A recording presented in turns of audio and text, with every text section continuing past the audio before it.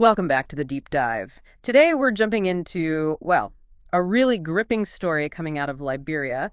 It involves a major legal case, the Capitol building arson attack. It's had the nation talking. And just now, the main suspect, who was recently extradited, has made some pretty explosive claims in court against the government itself. That's right. It's a really dramatic turn. So for this deep dive, we've looked at the court reports, the statements made, basically trying to untangle what's alleged versus what's known fact.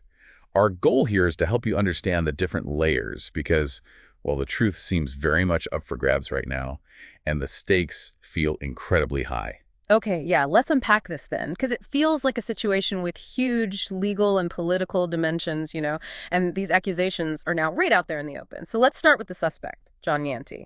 Who is he exactly, and what's his link to this arson case that's caused such a stir in Liberia? Right, so John Nyanti, he's identified as the or a prime suspect in that Capitol building fire from last year. Yeah. And this wasn't just some minor incident. It genuinely rocked the country, politically speaking, exposed some really deep divisions.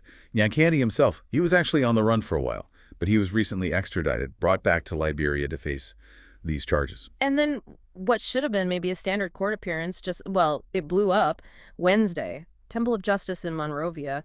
Nyanti stands up and makes this incredibly dramatic claim. He says the Liberian government tried to bribe him. A huge bribe. Yeah, it's fascinating, isn't it, how quickly a legal case can just ignite politically.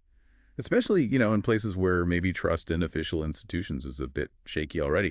Nyanti's statement certainly threw fuel on that fire. And he gave some pretty specific details, too. He claims he was kept in a hotel in Monrovia, under government watch, he says, since June 6, 2025. And during that time, he alleges he was constantly pressured by senior security officers.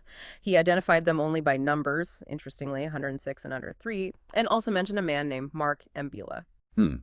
Those identifiers, 106, 103. They are quite cryptic. Could be internal codes, maybe, or maybe just reflects how much is still unclear. Exactly. And the bribe itself, he said it was over US $200,000. And the alleged purpose was for him to falsely point the finger at the former Speaker of the House, Cllr Fonati Koffa. That's Councillor Koffa, referring to his legal background. And Nyanti was very forceful about this when he spoke to reporters right after court. His quote was pretty direct. He said, it's a blatant lie. It's a lie from the belly of the devil. You have evidence. Then you want to give me $200,000 to lie.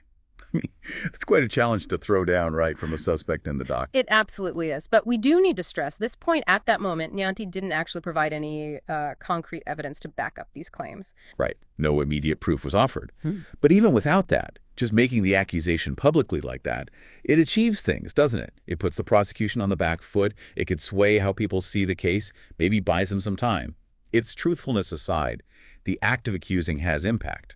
And it's pretty much expected this will stir up those political tensions again, given how sensitive the whole arson case already was. So what about the official side? Has there been any response from, say, the police or the Ministry of Justice? Well, as far as we know, at the time reports came out, neither the Liberian National Police nor the ministry had put out an official statement addressing Nyanti's allegations. So how does the system even handle something like this? A huge counter-accusation mid-trial, but no immediate proof. Yeah, that's the tricky part. Legal analysts are already weighing in, saying, look, if these claims turn out to be credible, even if there's just a hint of truth, it could seriously mess up the prosecution's strategy, might even change the whole direction of the investigation. It basically forces the authorities to respond, to investigate his claims, even while they're trying to prosecute him on the original arson charge. Okay. So for now, where is Nyanti? He's been remanded, sent to Monrovia Central Prison. And he's waiting there for his trial on the arson charges to proceed. Right.